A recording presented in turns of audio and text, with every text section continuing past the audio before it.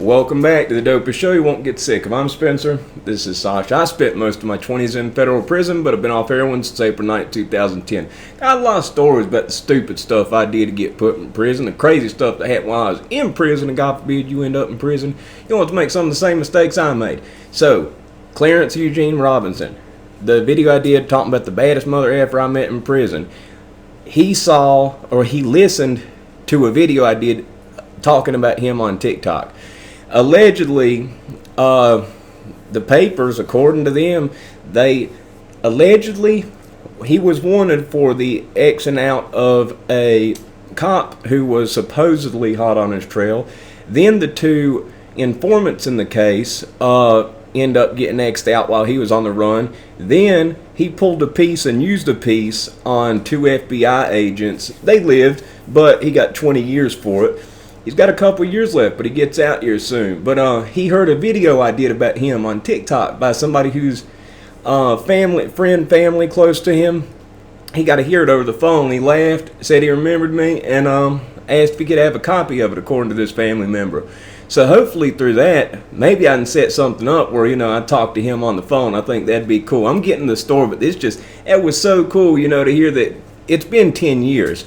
I mean, I had a good handful of conversations with the man. He taught me to play handball, but it's been a decade. And in prison, you meet so many people. I mean, so much stuff happens on a day-to-day basis that, I wasn't sure if he remembered me a decade ago. He's in a different institution now. He's in Florida. But anyway, getting on to this. So, the 3 videos for this led to this point. So, I was in drug court getting drug tested once a week. I was doing acid about every weekend. Wasn't using any drugs. Selling a good bit of blow. And saved up a good bit of money. Okay? If you are an addict and you're selling, it's inevitable that you're probably going to end up using. Just about, if you sit in a barbershop long enough, you're going to get a haircut. You know what I mean?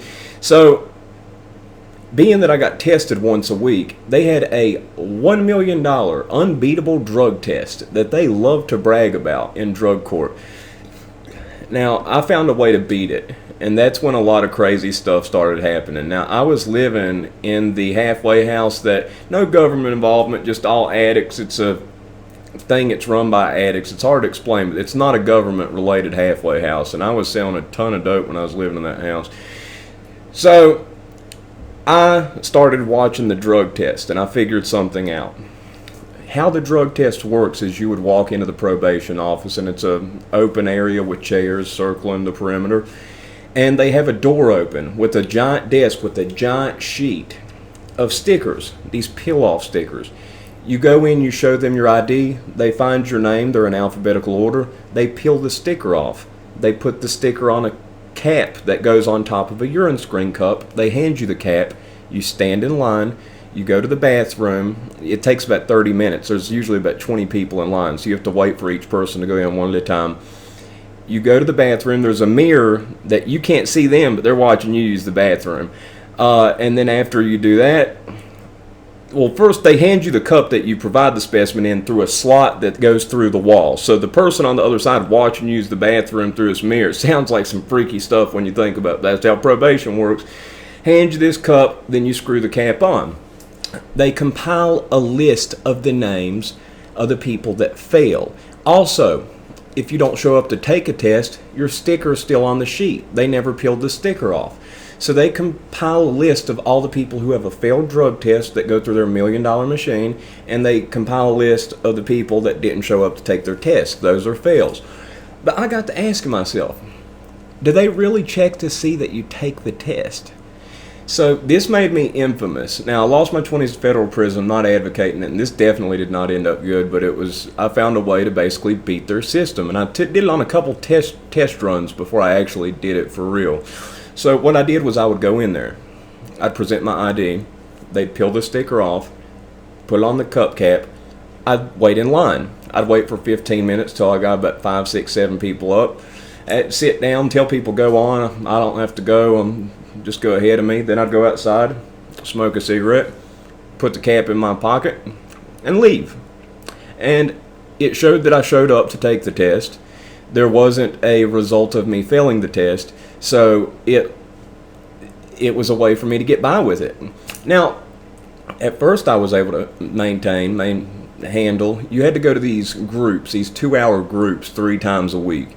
I continued going to those, continued doing everything with the drug court deal, but eventually it got to a point where, I quit showing up to the groups and everything else. I just went buck wild. Now, I've saved up, a lot of money, a lot.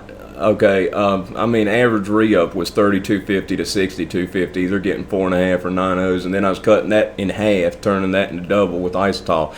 So there was a lot of money I had, and I went on a huge, just getting messed up. I blew through so much of this money that I'd saved up. I ended up in a Red Roof Inn, which is a hotel that typically in my area, it's rough stuff goes on at the Red Roof. So anyway, I end up using a good bit of a variety of different things and burning through a lot of the money. Not all of it, a lot of it. And I quit showing up to the groups, and I kept showing up because, see, every day you have to go in and you have to sign this book. You just so you were there at the probation office. And you call your probation officer, and if he's not there, you leave a message. Well, I figured that out too. I knew when he went to lunch, so I wouldn't go in to leave the phone call until he was at lunch, so then I could just leave a message on his machine. And it got to the point where he was looking for me and everything, but there was no way for him to. I was tiptoe dancing around everything, getting by with it, but it got to that point.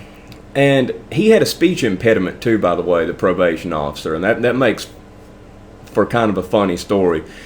And I was in this hotel going through tons and tons of drugs. The guy Dickie, the fake Muslim, I hooked up with them because, see, I was selling blow. I was into other stuff, but I wanted to get pills. I wanted to get Oxy and some other stuff, and there's a crazy story that I did with that. So I went with him and his girlfriend, and we're out at like 2 a.m. I'm in the back of their car, and we are on Melrose and Orange Avenue, okay?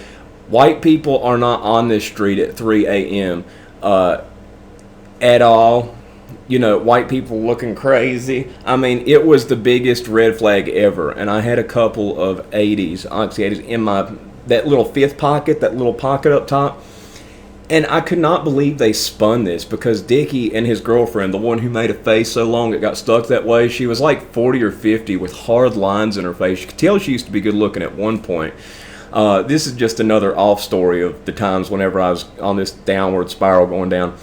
And we got pulled over on this road at 3 a.m. because they don't have a license plate on the front. And the cop pulls them over and they just start into their BS. It was just, their lies were so much like the lies they told me. Like, I'd sell, like, okay, say I was selling H and I was selling 10 for $150, but I sold each one for $20, so you got a $50 discount if you got 10. They'd show up with $130. Oh, so-and-so must have took it. Well, when we got pulled over, the officer's like, you know why I pulled you over? And they're like, no, what is it? Well, you don't have a license plate on the front of your car, which is required in Virginia. And they're like, oh, so-and-so must have stole it, blah, blah. And I'm sitting there, like, with my fingers on these, like, getting ready to eat 2 of them at one time. End up not doing it. End up scooting out of there. The cop let us go. I don't know how that happened. It was a crazy time. And there was another thing. At this Red Roof Inn, there's a safe in the room. I forgot the combination of my safe when I was twacked out. So imagine being completely blown out, geeked out of your mind, and you lock all your stuff inside of a safe. So you can't do anymore. You can't remember the code. So I'd called the front desk and they said they couldn't get somebody up there till 7 a.m. Well, they end up having a guy come over at 7 a.m. and I told him something like I had pictures of my girlfriend or something in there, so don't open it up. But he put the little thing in and got it, and I stuck my hand in so he couldn't see it was in, pulled some money out, and I gave him like $40 for doing it. And of course I was looking at the window to see if he looked back, and I saw him walking away and he looked back at me. Then he turned his head around, he just shook his head, and I was like, oh Lord, I gotta get out of here. This part comes into play. I'm going to tell you about it later. Okay, remember this part where everything got stuck in the safe. Remember that. Remember that part. I called the probation officer, tell him I wasn't going to be able to make it in to self-report that in. He said, Mr. Mumbout, where are you? I said, gotta go. Hung up on him. Long story short, I knew it was all coming to an end. And I went to him and I went off. So I'm like, listen, man, I messed up. I'm sorry. I said, I was scared to tell you. He said, that's fine, Mr. Mom Pie, but when I ask you where the fuck you are, you tell me where the fuck you are. And I pinched my leg so hard that it turned purple and blue for like a month. I had to pinch my leg because even though he could send me to jail right here on the spot, I'm trying not to laugh at him. Mr. Mom Pie, where are you? I can't help it. Like, I laugh at stuff, and I was like, oh, God, please don't laugh. He's going to put you in jail. And another note, when I drove there, I had a good little handful of stuff in my car. Okay, I left the motel. I got kicked out of the halfway house because I didn't show up to the Sunday meeting, so then I couldn't go back there. I don't have a place to go. So I've got all this money, all this dope, and I don't have a place to sleep, which you have to think about that. As high up as you get as a kid selling dope, you don't have credit, you don't have a way to spend it. So I got all this money, and I'm still, even, tens of thousands of dollars, still a homeless drug addict. Now, I blew through a lot, still had 5-figure amount. So it was enough and everything like that, but I'd burned through a good bit of what I'd say. I went on like a rampage, and ultimately he agrees not to send me to jail, that he's going to let me go to a rehab, but they don't have a spot, so I have to show up in a week later. Okay, I was supposed to stay clean for that time, which I did not.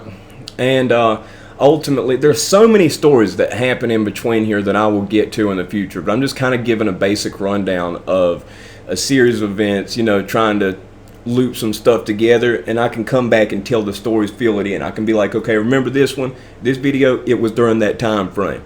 So I end up going to this rehab, and I meet this guy, Big Dink. Dink is 350 pounds, 6'6". He became my best friend. When I got out of this rehab and went back to selling blow, Dink sold rock to people, but we had two different connections. We didn't do dealings with each other. But we were kind of like Rob and Big. That's what we looked like. It's kind of funny. And we became best friends. And something I found out from Dink when I was in the rehab, Denny, the guy who was in the room next to me in the halfway house, he kept stopping by that hotel. Apparently, just through conversation and him finding out, he's like, Denny tried to set you up. And I'm like, what are you talking about? He said, Denny told me, and there was another guy who was in the rehab who was with him. These two guys were with Denny when this happened. And Denny told him, yeah, there's this guy, he's twacked out of his mind at this hotel. He's got a lot of money. He's got tens of thousands of dollars. And Dink said, shoot, let's go get him. And Denny backed out on it, but Denny was talking about it. He could have got me wrong. If they had kicked in the door, if they had tried to rob me, it would have been funny because everything would have been stuck in the safe. I would have for sure, I believe I for sure would have ended up locked up then, because if they'd kicked in the door, the cops would have come, then they would have gotten that safe and they'd have found what was in that safe. It wasn't a whole lot, but that could have happened, and that's like something I think about, but they didn't end up doing that. But me and Denny, we weren't cool after that because he was a little slime ball. I mean, you got to think about it. He's like 33, 34 years old hanging out with us 18-year-olds. You know what I mean? It's like me hanging out with like kids. I mean, what sense does that make? You know what I mean? Anyway, he was a cornball, little douchebag. But anyway, and I had to bail him out a number of times. We went on a couple trips, pick stuff up. Man, some people should not drink. Denny was one of them. Oh Lord, there's a bar somewhere locally. I'm not going to give too many details of this, but they have a picture up in this bar, and it's owned by friends of his family, and they got a picture of him behind the bar that says, "Don't give him liquor."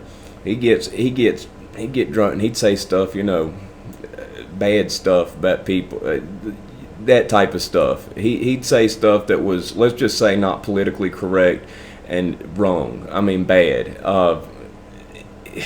Yeah. Like, people have split personalities when they drink. But anyway, go to this rehab. I meet Dink there. We end up becoming friends. Another funny story with him, another hilarious story, was I was over at his place one time. Now, he went to rehab because he cooked up large amounts of rock. He'd cook up a quarter to a half a brick at a time. and the fumes from it would get in his system. Now that is true, and I'm going to tell you why. When I would bag stuff up, sell and blow, I failed a dipstick drug test just from touching it, just from it being in the air. I had to put gloves on it, but I would fail a dipstick test every time. The halfway house I'd fail them. Then I'd go to drug court. They'd put it in the actual $1 million drug test, and I'd pass it because the levels, I hadn't used it, but I'd touched it, so there was enough that I don't know how, if it was just in the air and went in or what. But whenever he cooked it up, it got in his system. He actually did fail a full-on drug test. That's why he had to go to rehab. So he started cooking up with this gas mask on. And he'd wear this gas mask every time he cooked up. Imagine a 6'6", 350-pound man who talks like this, who has a gas mask on.